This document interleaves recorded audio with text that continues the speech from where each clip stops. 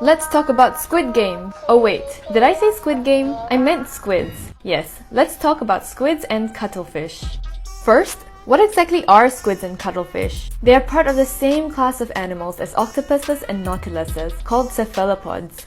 Interestingly, cephalopod ancestors have been around for more than 500 million years. Squid and cuttlefish are 10-armed cephalopods. There are over 300 species of squid and 100 species of cuttlefish. The largest squid is the giant squid, at almost 13 meters long. That's about 2.5 times as tall as a giraffe. Another squid species, the Humboldt squid, are formidable predators that possess incredible eyesight, a razor-sharp beak, and tentacles lined with hooks used to grasp and tear apart prey. The largest cuttlefish is the Australian giant cuttlefish, found in, you guessed it, Australia.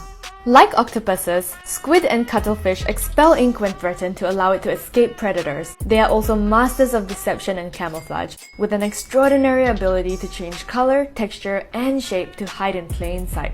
Happy World Squid and Cuttlefish Day!